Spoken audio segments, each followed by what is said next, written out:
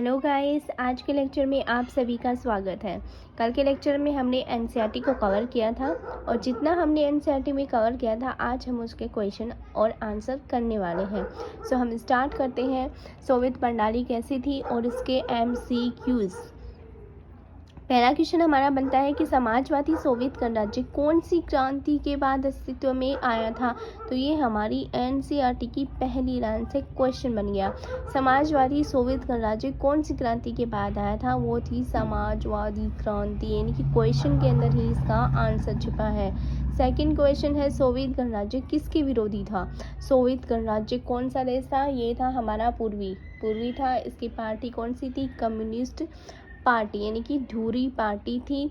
और इसने पूछा कि सोवियत गणराज्य किसके विरोधी था, तो सिंपल सी बात है कि वो अमेरिका के विरोधी था, जिसकी विचारधारा थी पूंजीवादी, उदारवादी और हमारी लोकतंत्र। नेक्स्ट क्वेश्चन है कि समाजवादी सोवियत संघ की सबसे बड़ी कोशिश क्या थी। उसकी कोशिश क्या थी भाई, निजी संस्था जो इतने भी निजी संपत्ति थी उनको हड़पना और अपनी एक ही पार्टी को आम नागरिक पे थोपना, यानी कि यह मानव इतिहास में निजी संपत्ति की संस्था को समाप्त करने और समाज को समानता के सिद्धांत पर सचेत रूप से रचने की सबसे बड़ी इनकी कोशिश थी। नेक्स्ट क्वेश्चन, सोवियत प्रणाली की राजनीति पार्टी का हिस्सा थी। तो सोवियत प्रणाली थी, उसकी एक पार्टी थी धुरी पार्टी, ओके, धुरी कम्युनिस्ट पार्टी। नेक्स्ट क्वेश्चन, दूसरे विश्व युद्ध के बाद कौन से देश सोवियत संघ के अंकुश में आ गए थे। तो दूसरे विश्व युद्ध के बाद पूर्वी यूरोप जो है वो सोवियत संघ के अंकुश में आया था। दूसरी दुनिया किस देश को कहा जाता है, सो सिंपली दूसरी दुनिया सोवियत संघ को कहा जाता है, पहली दुनिया अमेरिका को, और तीसरी दुनिया उन सब देशों को कहा जाता है जो ना ही पहली ना ही दूसरी, इन दोनों से परे थे। नेक्स्ट क्वेश्चन, सोवियत संघ की कौन सी प्रणाली ज़्यादा विकसित थी। तो सोवियत संघ जो था वह संचार के मामले में सबसे आगे था, अच्छी थी कुल मिला के। सोवियत संघ के विशाल ऊर्जा संसाधन में क्या क्या था, तो खनिज तेल, लोहा, इस्पात और मशीनरी उत्पाद। नेक्स्ट क्वेश्चन, सोवियत संघ की उपभोग उद्योग में बनने वाली वस्तुएं किस देश की स्तर की नहीं थी, तो पश्चिमी देश अमेरिका, ठीक है। नेक्स्ट क्वेश्चन है सोवियत संघ के नागरिकों की विचारधारा कैसे थी। तो सोवियत संघ की तो समाजवादी थी और साम्यवादी। सो गाइस, और हम इसके अंदर देख लेते हैं हमारे मोस्ट इम्पॉर्टेंट क्वेश्चन, ठीक है। तो नेक्स्ट क्वेश्चन आता है कि सोवियत संघ के नागरिकों की विचारधारा कैसे थी, लोकतंत्र और अभिव्यक्ति नहीं थी, ऐसा पूछा है इसने। सोवियत संघ के नागरिक की विचारधारा नहीं थी, क्योंकि हमें पता है कि लोकतंत्र और की जो अभिव्यक्ति है वो अमेरिका, पूंजीवादी देश, पश्चिमी देश की थी।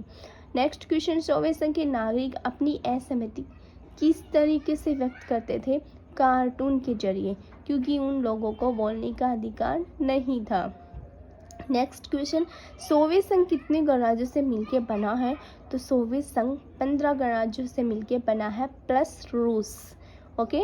सोवियत संघ के नक्शे में 15 गणराज्यों के अलावा कौन सा देश शामिल है, ठीक है, 15 गणराज्यों के अलावा रूस भी उसमें शामिल था। नेक्स्ट क्वेश्चन, सोवियत संघ किस मामले में पश्चिमी देशों से पीछे था, प्रौद्योगिकी, बुनियादी ढांचे के मामले में। नेक्स्ट क्वेश्चन, सोवियत संघ अपनी नागरिकों की कौन सी आकांक्षा को पूरा नहीं कर पाया था। तो वो थी राजनीतिक और आर्थिक आकांक्षाओं को वो पूरा नहीं कर पाया था।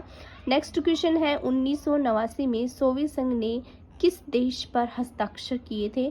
तो वो देश था अफगानिस्तान, जिसके बाद इसकी जो है आर्थिक व्यवस्था है वो और भी कमज़ोर पड़ गई थी, ठीक है। नेक्स्ट क्वेश्चन, सोवियत संघ की व्यवस्था कब कमज़ोर होना शुरू हुई, अफगानिस्तान पे जब उसने हस्ताक्षर किए थे। नेक्स्ट क्वेश्चन, सोवियत संघ की व्यवस्था किस दशक में ठहर सी गई थी। 1970 के दशक में सोवियत संघ की प्रणाली बिल्कुल ठंडी पड़ गई थी। तो गाइस, ये हमारे क्वेश्चन थे, इससे ज़्यादा क्वेश्चन इसमें नहीं बन रहे हैं। सो जितने भी क्वेश्चन बनते थे वो मैंने बनाए। तो कल के लेक्चर में हम पढ़ने वाले हैं गोर्बाचेव और सोवियत संघ का विघटन कैसा हुआ।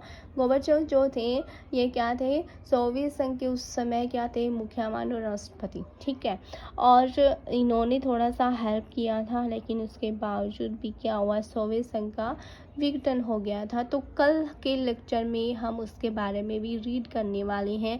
आई होप आपको short notes, NCERT plus MCQ से ये पूरा टॉपिक बिल्कुल क्लियर हो चुका होगा। So thank you guys.